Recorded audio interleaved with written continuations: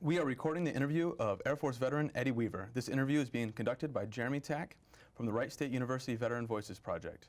This interview is being recorded at Wright State University in the New Media Incubator. It is 2:00 p.m., October 20th, 2017. Eddie, welcome to Wright State. Thank you. How are you feeling? Pretty excited. Glad to have you here. All right, let's start off with where and when were you born? I was born in Pittsburgh, Pennsylvania. Go Steelers. In 1983. Who were your parents and what were their occupations? My dad is, his name's Edward, and or Ed, and he's a respiratory therapist. And my mom is Gloria, and she is a nurse. Do you have any siblings? I do. I have a sister, Kim. She lives in Maryland, and she's a civil engineer. Did any of your family serve in the military? Yes, but it's gone back a couple of generations. So my grandfathers on both sides were drafted into World War II. Mm-hmm. And my paternal grandfather's brother, his name was Robert, was actually in the military in the Army Air Corps, and he was a pilot, and he was shot down in World War II over France. Interesting. Yeah. So you joined the Air Force. What did you do before you joined the Air Force? Oh, I was in college going to be a meteorologist. So what led to your decision to join the Air Force? Interestingly, spite. Somebody told me that I wasn't doing anything with my life, that I wasn't popular. I was at Penn State, and that's a huge university. And so of 80,000 people in the university, them telling me that, I was kind of like, well, I'm not going to be popular. That's not even a metric that I had hold myself to. Mm-hmm. But it kind of got on my skin when they said, you're not going anywhere with your life. And so first I went down to the Navy, and I said, hey, I'd like to join up. And they said, sure, we'll get back to you. And a week passed and nothing happened. So I went down to the Air Force. And my dad had given me some guidance that the Air Force was probably a better choice anyway, because the quality of life was better in the Air Force. And I said, okay, sure. So down to the Air Force, and they were really, really in need of meteorologists at the time. So they were like, yeah, come on in. So I went down with my hair was past my shoulders, and I didn't quite look like what they thought, full facial hair. Didn't look like what they thought would be good for military service. I found out later on that they had taken bets, all the cadre at the ROTC detachment had taken bets to see if I would make it or not through the semester as an Air Force cadet. And after that, the people in Air Force ROTC were really what convinced me. It was a fraternity, a brotherhood and sisterhood of people who cared about each other and were amazing people with really incredible stories. And I just couldn't walk away from that at all. It drove me to want to keep serving and stay in and do my part for the country. So, interesting. So what was training like as an ROTC student? It was pretty rigorous, especially compared to a lot of the people around me who weren't in ROTC. They were going to do their standard college thing, and you'd see them spending either all their time on academics and getting really good grades, or you would see them partying all the time and not getting good grades. But very rarely did you see people who were being held to higher standards and under a microscope, so that you had to be well-rounded.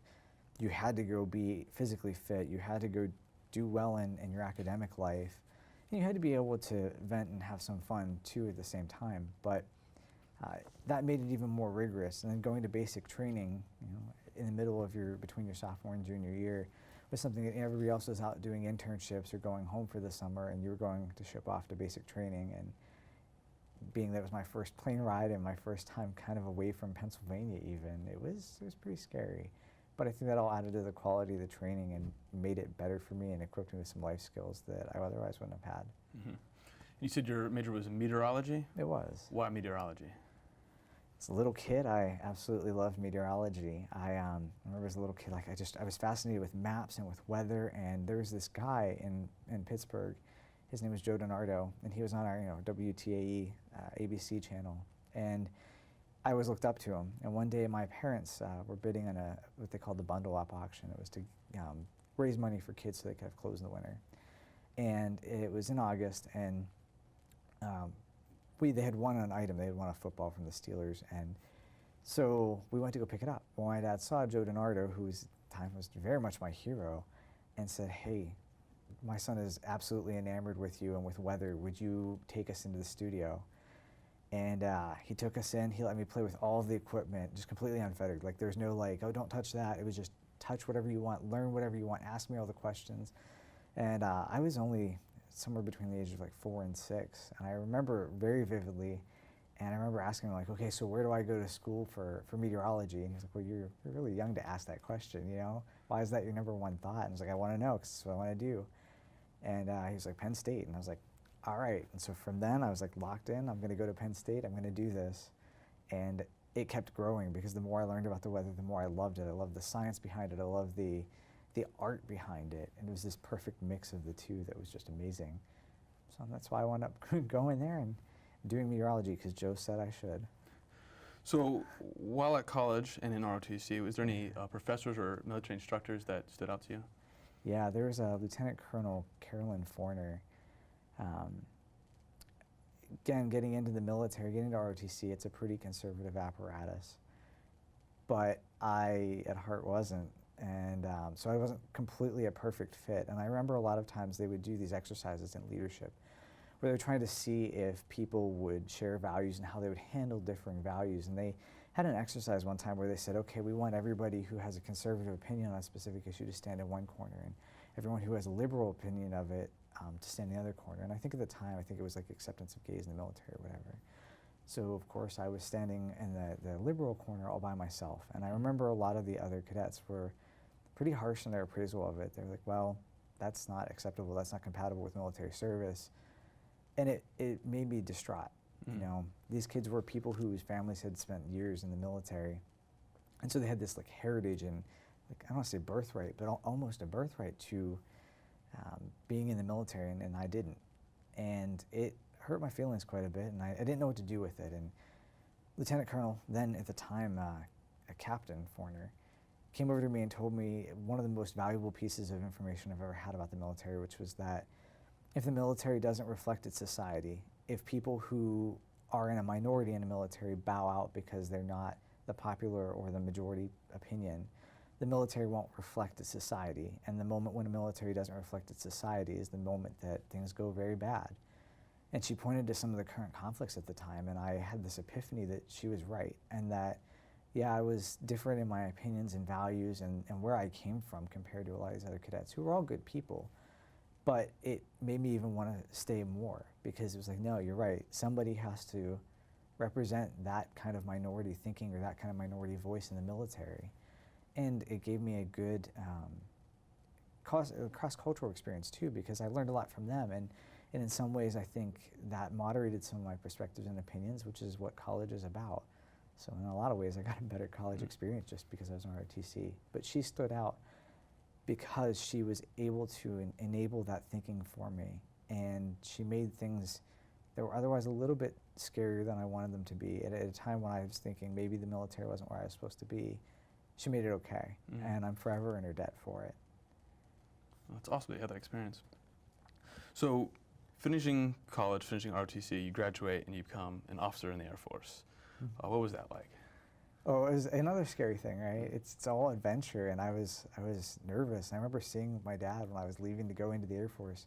I'm leaving from Pittsburgh, and it's around just after Christmas time, and I remember driving out of the garage, and my dad was waving to me just like I was going to the grocery store. And I was driving to Maxwell Air Force Base in Alabama, and it was my first time driving myself across the country. And it comes with a whole bunch of fear and uncertainty, and can I do this? Am I going to be able to hack it? And so you're just driving across the countryside, and I remember getting into Alabama. I get in there, and my defense mechanism usually is to just go meet as many people as I can, make as many connections as I can, because it gives me a safety net.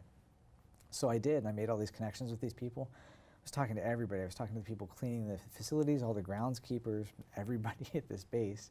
And on day one of their in processing welcome to the Air Force briefing, they're like, please do not talk to the groundskeepers or any of the hotel staff. They were all penitentiary inmates that, low security, but they were walking around, so they didn't want people to interact with them and give them money or things they weren't supposed to have. So I learned that, I was like, okay, well, you know what, you survived that. This is probably going to be okay. This is actually hilarious. Things will be okay. And from there, I don't know that I ever had tribulation about the Air Force itself after that. Just all seemed to fit. So being sent to Maxwell Air Force Base, what was it that sent for training or? Yeah, it was training to get everybody on the same page because they brought the Academy cadets, ROTC cadets, they brought everybody together at that one place to get everybody on the same page and to kind of tighten up leadership skills before they would set us loose on all of the rest of the Air Force as lieutenants. So it was there en route, and then I, of course, went afterwards to San Angelo and about my training. Okay, and what did you do at San Angelo? I went there for basic training as far as my career field in intelligence. So they would teach you all the skill set that you need, teach you how to be a good analyst, and teach you how to handle the appropriate equipment information. So that's what it was. It was just a basic welcome to your job type thing. So how did you go from being at Penn State to be a weatherman, meteorology, to intelligence? Yeah.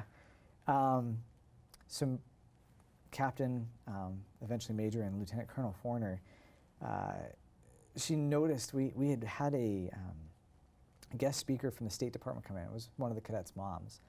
And she had asked us, she was stationed in Burkina Faso, and she asked us, okay, does anyone know the capital of Burkina Faso? And I was only half paying attention. Shh.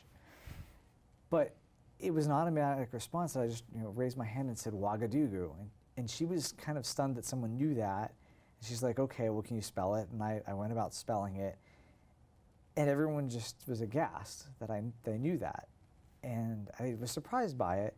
But after that, Major Forner kind of sensed that there was something about political science and international relations and cultures that she really started it for me, where it was like, oh, I am passionate about this too. World events, current events, how things interplay. And so whenever they give you a job listing and they say, okay, pick what your top choices are, and thanks to her encouragement and the way that she kind of facilitated things for me and showed me a passion that I had for that, I realized that I could get a second skill set.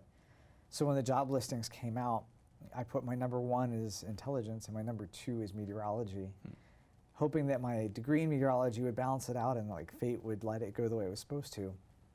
And I found out later that that was better because they started getting rid of officers in meteorology. So it was very fortunate that I picked a career field that was burgeoning. And it got me to go all over the world, whereas meteorology would not have. So got really lucky, and that's how I wound up. The Air Force picked by randomness, and I got my number 1 choice, and that's where I went. Awesome. So up at this point, you're doing a lot of training. You've been in ROTC, Maxwell, and then San Angelo. What was it like adapting to military life from being a civilian? It was strange. It was very strange in some ways, but in some ways it wasn't, because a lot of people in our generation were doing the same thing. We were all getting into the military at the same time, a lot of people from a lot of different backgrounds, so you could see where other people were having similar adaptations that they were making to all come together in a whole. So it wasn't super hard to adapt to military life. And I found out, like, once you get out of basic training, once you get out of ROTC, things are actually a lot less rigid as far as your personal life outside. You can go be your own person, and the rigidity and the rigor comes in your military service and what you do in the job. And so specifically for the Air Force, which I think is unique compared to some of the other services, it's a little more corporate. So when we got into the military, it taught me to do good work, and I modified from being somebody who was not schedule oriented, and I didn't keep a task list to I was rigorous there. But outside of work, there wasn't a whole lot of modification, which was fortunate, because I think that would have, if it was too much of a whiplash between the culture I was used to and military culture, I would have been less inclined to stay in. So after San Angelo, what was next? I moved from San Angelo to my first duty assignment, which was in Spokane, Washington, at Fairchild Air Force Base. And I moved there into a small flight, and it's really neat. I mean, Spokane was an amazing, gorgeous place. And the people that I got to learn from in Spokane were incredible people. These were people who had been in the military since, in some cases, before I was born. But they provided me incredible mentorship as a lieutenant, because by a quirk of the way the Air Force had kind of scheduled out personnel moves, I wound up becoming in charge of all intel issues at that base. which is something you shouldn't get until you're a lieutenant colonel or a major in '04 and '05, and here I was in '01, accidentally thrust into this position, and without their experience and without their mentorship and guidance, I would have completely sunk. But thanks to them, I think I did okay. Did pretty well. I got my troops' respect, I think, from that, and that mattered a lot to me in that location. It always matters to me to make sure that, you know, I earn their respect, and they're not just respecting me because I have a rank on my shoulder. And I think that specifically happened, and that was what I think I was most proud of when I left there, was that I had their respect not because I was wearing a rank, but even if I took off the epaulettes or the shoulder boards or the metal pins, they still would respect me just the same. So how long were you at Spokane? 3.5 years. Okay, and so what was after that then? After that, I moved here to Wright-Patterson in Dayton, and in between, I had a couple deployments. You know, while I was in Spokane, and then when I was here as well, and then I moved here to Wright-Patterson to work in a squadron that I didn't know existed, and I wound up growing to love that. It was a really neat experience. Okay, so let's talk about your deployments. What was the first deployment? My first deployment was to OEF. We worked with tankers, so refuelers and so forth, and went out there, and I was, of course, horrified. I remember getting on the plane, and I knew I needed something. I knew I needed orders that were stamped, because I didn't have a passport, and they didn't have them ready for me, so I got on the plane anyway. I got over to the United Kingdom, which was our first stop before we went into country, and a very large, angry man yelled at me in a very British tone and said, "How dare you enter Her Majesty's United Kingdom without a passport or orders?" And I was like, "But I tried," and he would not let me finish or get any of it out. Like, I tried to get these before I went, but they told me to go anyway. And so they put me into this little, like, jail cell that they had there at customs as a holding tank. And that was my first introduction to a deployment. And I didn't know what to do with that. I was like, this is so bizarre. And it turned out that was like the worst experience of that deployment, more or less. Yeah, I was like, well, what's going on here? We went into the country, and I was horrified still in a lot of ways about what it would be, because you see on TV what war is like. In a lot of ways, war is hellacious, but in this instance, we had just landed, and I had already in my head that this base, which was a rear base more or less, would be hellacious. And I know that I had a very trustworthy staff sergeant. Staff Sergeant Young was his name, and he guided me through everything. He guided me since I had gotten there. He was like assigned to me to make sure I grew as an officer well. And I remember he walked off of a sidewalk, and I panicked because I was like, "There are landmines here. Get off! Get on the sidewalk!" And he just kind of looked at me and gave me the little, like, lieutenant pat, like, "No, no, Lieutenant, it's okay. We've gone through. There are no landmines here." And then I was like reassured. I was like, "Okay, this is good. I'm going to get an experience here, and maybe it's not what I thought it was." And it opened my aperture so that I could experience all that there was in a deployment in another culture, and going to battle zones. I mean, we would fly over the country all the time, and you know, we weren't the tip of the spear because we were in a tanker, but being in a tanker, refueling A-10s, there were a couple times, you know, where you would have, like, we would see them dropping bombs on people. You would see the people kind of going about their day, and then suddenly they weren't. And you would know that you did that and hope that it was for the right reasons. And you try to remember what had happened in our country that made it to the point where we had to do this, and that we were doing our best to find the bad people and do the right thing. But it was really kind of difficult. Even to the point where, you know, when we had A-10s and stuff in the air, I remember one time where we took fire, and in a tanker you're not protected. There's nothing that's going to help you. So we took fire from them, and we had to do an emergency maneuver. And during the maneuver, it was scary. And I remember going home, you know, I was puking a lot and stuff, and it was a very striking reminder that we were doing a real thing. It wasn't a video game. It wasn't TV over there. it was real, and that was real people's lives and our real lives that were jeopardized by someone trying to get rid of us in the same way. And so that deployment was a little eye-opening in that way, and it changed me because I remember when I came home, a lot of my friends, my dad came back to greet me, which was amazing. And I remember people thinking, like, you don't look quite the same, you don't act quite the same. And I look back on it, I'm like, no, I don't. It changed the way I perceived things. It changed the way I understood the world and where I understood our place to be in the world and what we were doing there. And it changed my perspective on what mattered when you came home. Because before, I'm like, oh, the grocery store is out of Oreo cookies. This is the worst day ever. And then now I'm like, no, you know what? The worst day ever is the day whenever you're not going to be here anymore for some reason. So the perspective shift was really amazing on that first deployment. How long was the deployment? That deployment was a little short of 6 months. Okay. And were you actually on the aircraft? Was that part of your job? Yeah, we would fly down with our aircraft quite a bit. We would brief him, give him information. But it was suggested by my supervisor at the time, like, hey, you need to go down range with these guys. And the first time I did, I could drag my feet because I was afraid. And I overcame the fear, went downrange with a really amazing crew. They made it lighthearted. They played some pranks on me before we took off. And we went into the country. And then after that, I went into the country a couple more times with them, just go down and fly around and understand what was going on. So are you glad that you went downrange with them, accompanying them on the mission? Yeah, absolutely. I am really glad because there was a point where it, in theory, saved us or helped save some people from future issues because I was downrange whenever we had somebody take a shot.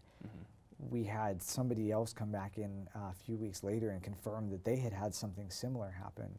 And so we were able to adjust the way we conducted our business to try and make those people's aircraft, like the people in the aircraft, safer so that they didn't have a possible kinetic strike and lose their lives. So I was very thankful that I was able to do that. Had I not done that, had I not gotten those experiences, had I not been in the similar experience, I probably wouldn't have understood the scenario well enough to actually compensate for it and help the pilots and the tacticians adjust for what was going on. So during this deployment, was there any time to have any fun, some downtime, leisure time? Yeah, there was a lot of that. It was at first a little bit more controlled because we had some incidents in the host country, but we eventually went downtown. I got to go on an excursion eventually, as a later deployment to the same location. Got to go on an excursion with air traffic controllers in the country. They were very hospitable. They were really kind people. And they took us out to this range. We went to this range in their mountains. The mountains are pretty tall. And it was one of the first cultural exchanges I had that wasn't moderately controlled. Like, it wasn't like you're going to go to this shopping mall that they have, or their bazaar essentially. You're not going to go to this thing that they've set up. This was not uncharted, and so we went and did this with them. And I remember the most striking thing at first was that we were driving around, and we got out, and their air traffic controller said, "Do you guys have your passports?" I'm like, well, "No, we're in the same country." And they said, "Well, you need to get it stamped because we're moving into a different part of the country." And I was like, that's not a thing. And then I had the epiphany that they grew up in a Soviet system and they had kept a lot of it. And so the government controlled your movements a little more closely than maybe I had ever seen before. And so they controlled where they were moving and said, well, you have to get a stamp to go there. We went there and we hiked in these gorgeous mountains and we did this cultural exchange that was really neat. We got to eat their food. And then we had s'mores shipped in on one of our aircraft so that we could give it to them. And they don't get sugar over there much. They get like beets and stuff like that. And it's even like, meat kebabs were really their dessert. And they were neat, but they never had that much sugar in their life. And it made them completely crazy. They were completely unhinged off of that much sugar. And I remember one of the ladies, I went for a second s'more because I hadn't had one in 4 months at that point. She came over and she batted it out of my hands and started yelling at me. And I didn't understand what she was saying because she was speaking Russian. And my translator came over and was like, she says that you're too young to be eating that much sugar. I was like, okay, fair. So it was really cool. We did a lot of neat cultural exchanges like that. We went into a place that they called 12 Chimneys. And my translator and I got along really, really well. I think he looked at me a little bit like a grandson, and that he didn't have grandchildren quite yet, but he was in his 60s, almost nearing 70, and he, like I, was a distance runner, and so we talked a lot about it, and it kind of, made us fairly close. And so he took me on this personalized tour of this place called 12 Chimneys that no one else got to see, but the country's leadership would stash a lot of their like precious items in this restaurant because they owned the restaurant. And so they had like a museum downstairs, and it had all of these like fur pelts and golden items in it, and it was fascinating. It was really cool because I was the only person in our group that he trusted enough to take down and show this to. So it made me feel really neat, got to see something that no one else got to see, and I really liked it. Were you able to stay in contact with people, friends, family back home? Minimally. Okay. So there were two things that made that hard. One is you got 2 15-minute phone calls every 2 weeks. And that wasn't bad. That's more than a lot of people get when they're in a foxhole. So I appreciated that. But the call quality was usually spent, most of that 15 minutes was waiting for the other party because there was a 3 to 5 second delay between you saying something and them getting it and then passing it back to you. So it made it difficult. But the other thing that made it really difficult was at the time I was dating a guy who was a really nice guy named Steve, and that was incompatible with the military. So one of my calls would be to him as a friend, and one call would be to my dad to be like, hey, how are you doing?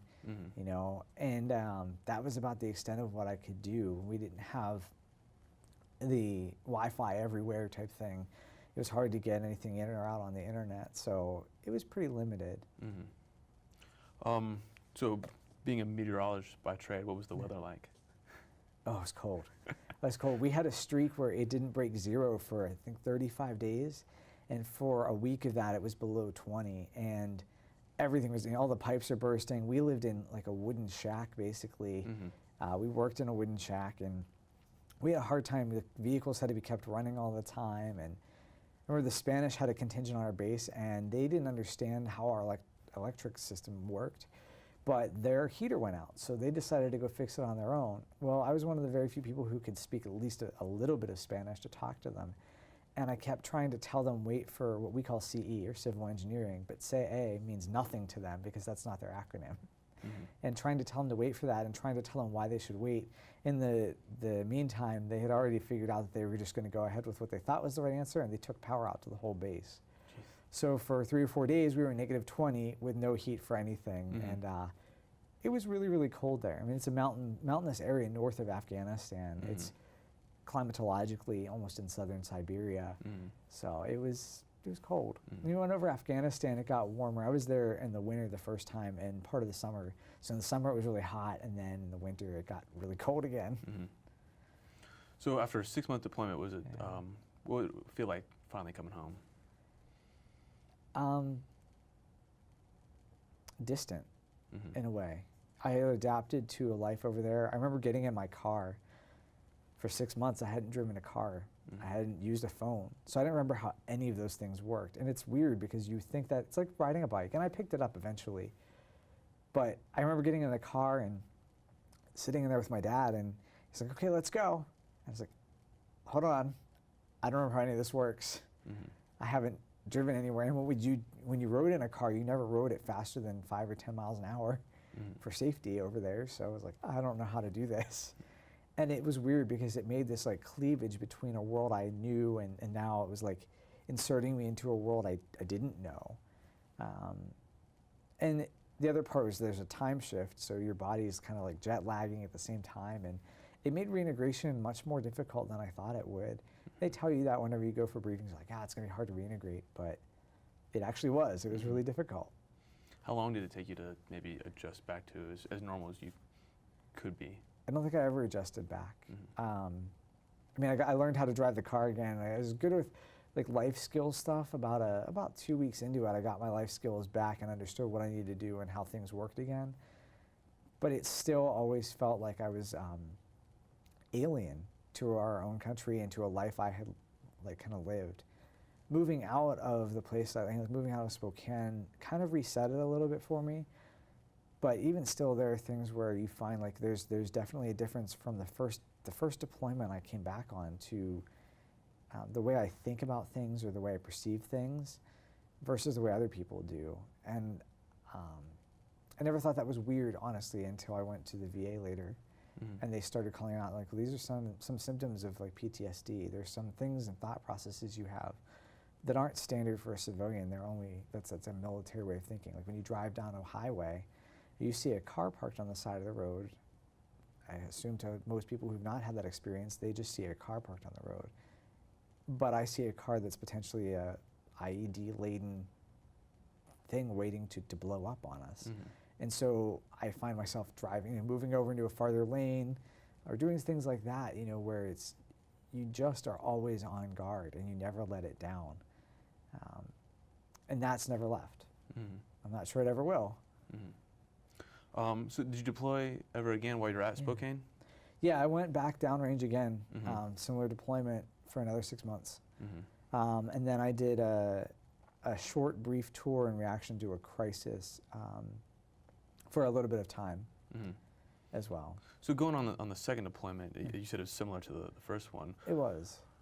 What was different about it? Were you more prepared since you had already done a previous deployment? And what were the differences? Yeah, it was, when I got off the plane for the first deployment, they gave me my orders for the second deployment, which is somewhat taboo, but it happened. And when I went back, it was familiar, but the neat part is that I had all of a sudden gone, you know, as a second lieutenant, I promoted to first lieutenant somewhere in the middle of that deployment, but I had more experience there than a lot of the people. And because of that, we had an issue with foreign countries harassing us on the base and conducting what we call strafing runs with their aircraft. And I was able to help the folks on base understand what it was and what the motivation was and if it was or wasn't a threat. And all of a sudden I went from being somebody who was very junior in the Air Force, junior in my career, to having a leg up on people who had only been there if that was their first time. And I found that I could explain things and understand things, and it gave me this huge shot of confidence that, okay, maybe I can do this. Maybe this is something I could, you know, do as a career and enjoy. Did you forward deploy again with the air crews like you did in the previous time? Or? Yeah, that's exactly what it was. It was a forward deploy with our own aircraft. It was organic support that went over there. So, and how long was that deployment again? About 6 months. 6 months. It's a little bit. I think it was a little longer than 6 months by like a day or two. So. And then back to Spokane again. Yeah. And then you deployed. You said a third time while there, or is that? Yeah, I went a third time for a contingency action. Tell me about that. There's not a lot that could be said about it, but we had a foreign adversary decided to do something that was somewhat nefarious, and I was sent forward for it to one country with the intent that I would probably forward deploy to a different country.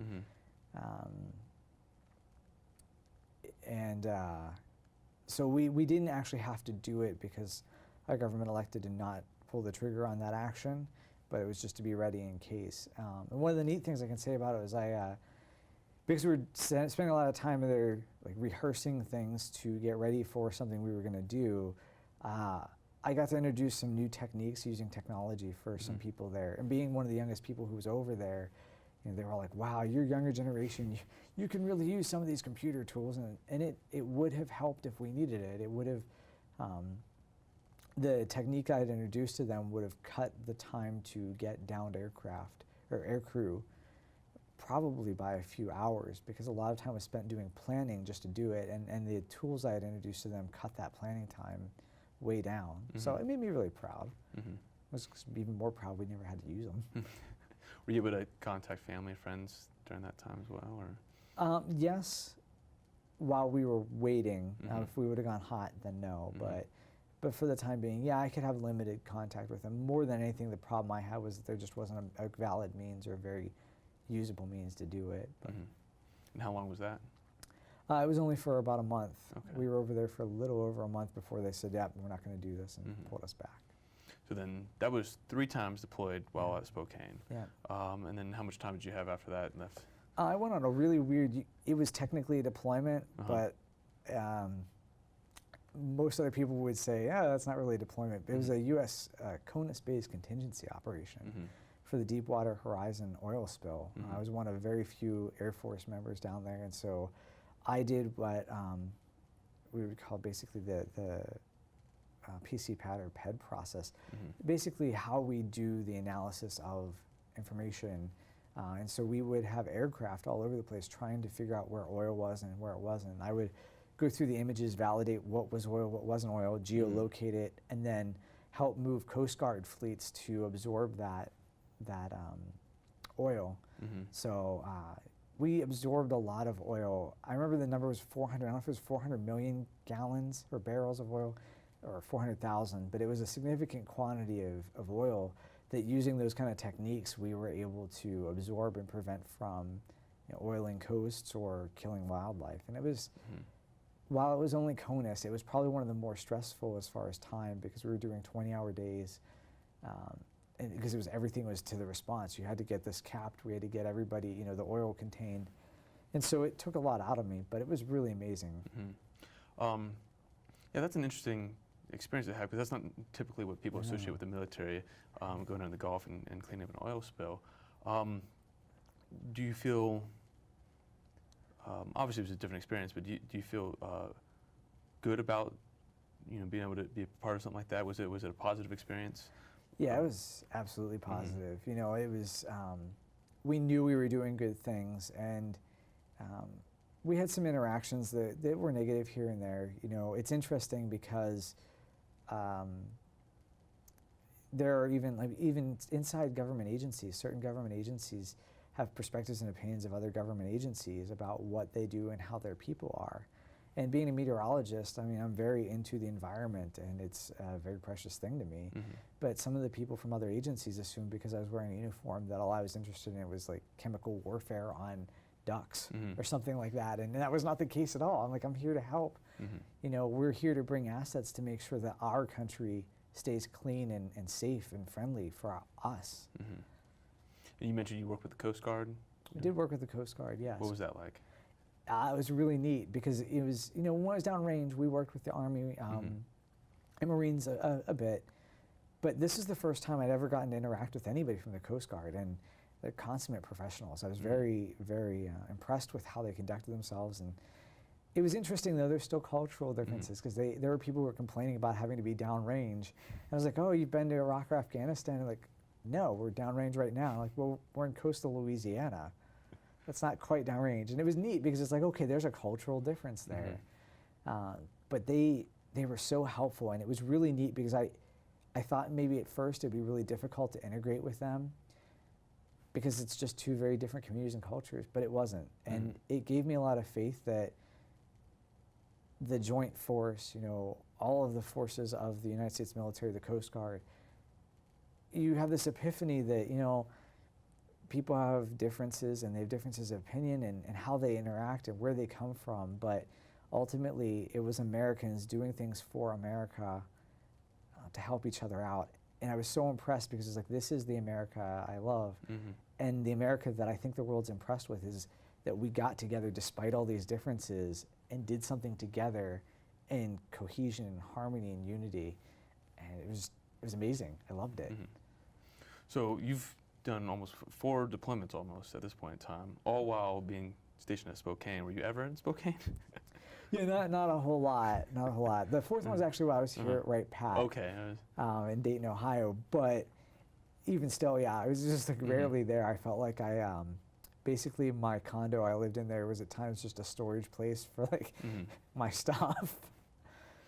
So tell me about Dayton, Ohio. What was the job here in Dayton? So I moved here. It was an unknown job. It was very Wild West. It's what we call acquisition intel.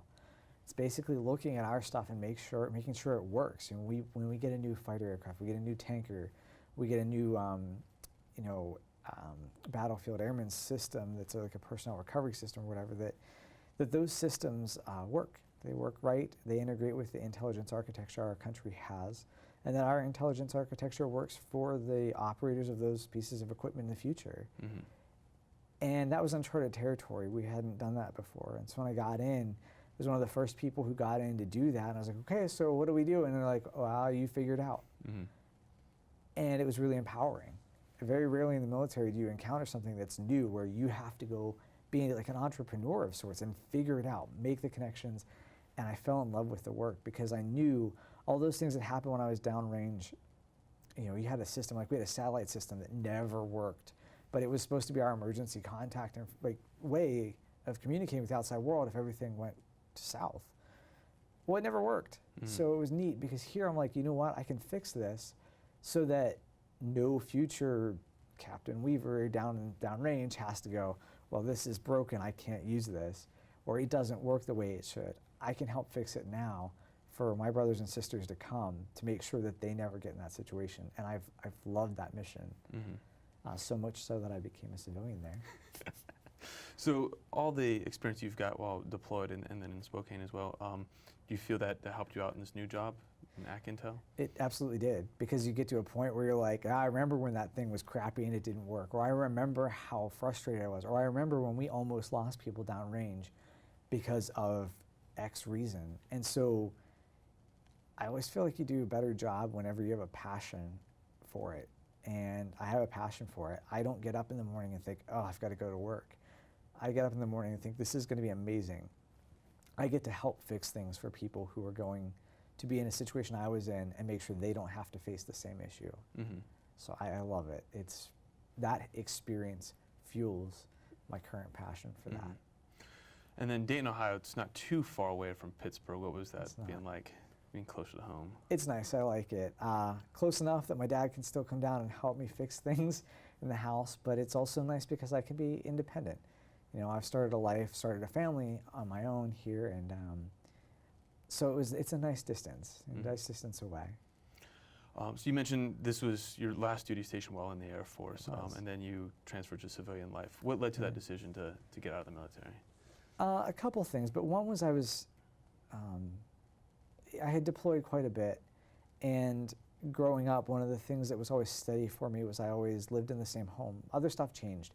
People go in and out of your life, financial situation goes up or down or whatever. And so for me, there was a lot of association with like finding a place and calling it home. And then finding this mission, and this mission felt like my work home.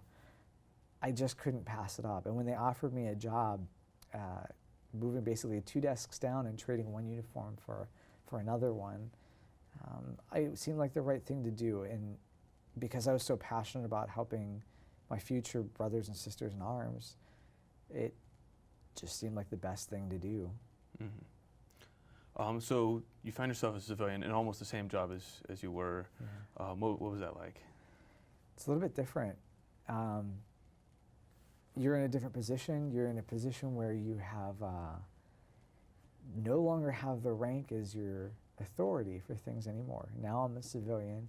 Eventually we got into a position of civilian leadership, and I have to earn respect in order to get people to follow. Whereas before, like I said, I tried never to rely on my rank, but you always had it as a thing that's not in existence when you're a civilian. So now it's challenged my ability to lead and made me think in new and different ways. And I think that's it.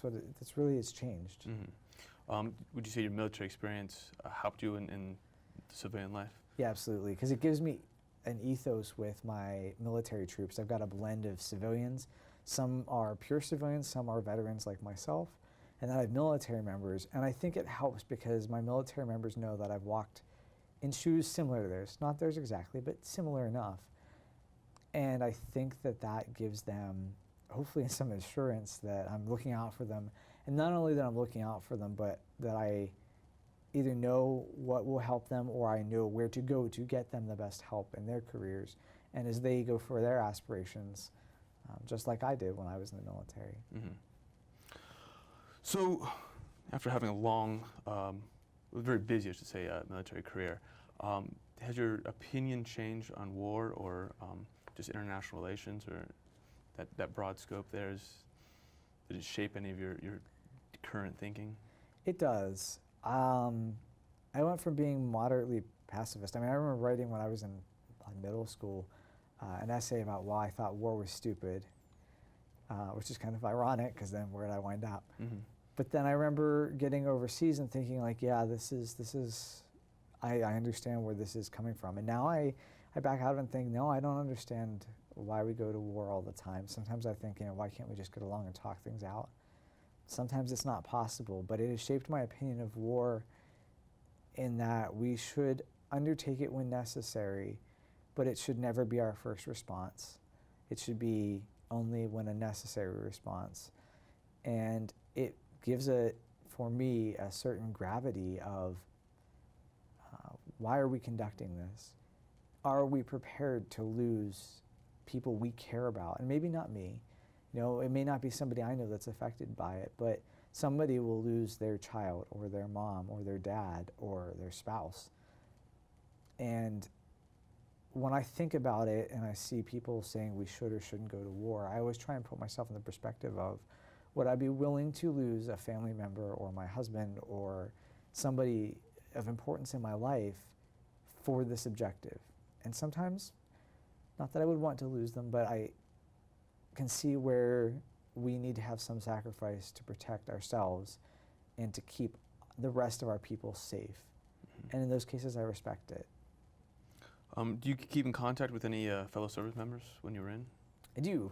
Quite a few of them, actually, and that's one of the best parts of the military, was that you form lifelong friendships with people. You may not talk to them every day, but there will always be a connection between you and them because of experience, because of shared fear, shared victory and success. And all those emotions bind you together for life. And you get to a point where you're like, we don't talk every day, but there are so many people where I know if I'm in town, I can call them up and we can go have dinner, or I can stay at their place. And those bonds are something that are amazing and something I wish everybody would get to have. Are you in any veteran organizations? Yes, I am, loosely. I work with Team RWB. It really matches a passion for me, which is exercise, fitness, and health and distance running. And it matches civilians up with members who are veterans, disabled veterans, potentially have PTSD. And when I started, I didn't have any diagnoses for any of those things. So to me, it was just trying to connect with civilians to help them understand what we go through. And you get to do it by doing fitness and running, endurance running, which I love.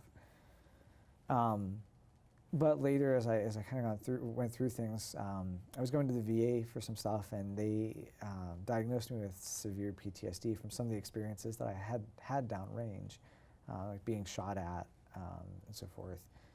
And so when they did that, it took on a kind of a new significance for me, where it's like, we need to make sure that not only do we share our stories, but we help civilians understand how it looks to be a veteran with PTSD. What are we going through so that they can better understand, and it can bridge a divide, because I think a lot of times I've experienced this with friends, that I have friends that wall themselves off from society because they don't understand. And it's not a they and an us as far as veterans. We're not separate from society. We're very integrated, and we have to be integrated. And so to me, it's very urgent that we help the civilians understand how veterans and veterans with PTSD or veterans without PTSD think and act, so that we don't get into an us versus them thinking. Because at the end of the day, we're all Americans, and we're there, those civilians in RWB are there to help the veterans, and the veterans are there to help the civilians understand something that maybe they didn't, give them insights that they didn't have before. So to me, I'm pretty passionate about that. Is there a message you would like to make for future generations who might be viewing this video? That's pretty heavy. It's really heavy, but I think one of the biggest things I would say kind of goes back to what Colonel Forner told me. For military specifically, I encourage everybody to try and join into it at some point, if it's the right option for you, because truthfully, the diversity, the bringing together of people will broaden your horizons. It will broaden the military's horizons, and in any organization, adding that kind of diversity of either adding veterans into your mix, or for the military, adding people that maybe aren't typical in the military, really strengthens those organizations and will make your team better, will make you better because you get to benefit from their experience. And maybe that's no, not maybe, that is the best part of America, is that we get to do that. Mm-hmm. All right, well, wrapping things up, is there anything else that you would like to add? No, but I thank you for this opportunity. Well, thank you. I got one last question for you. All right. If you were an operating system, what operating system would you be and why? Well, Linux all the way. All right. Clearly, it's my favorite one. And why is that? Just 'cause your favorite, or? It's my favorite. Plus, I'm cheap and it's free, and it works really well, and it's pretty secure. So. Awesome. Well, thank you, Eddie. Appreciate you being here. Thank you very much, Jeremy.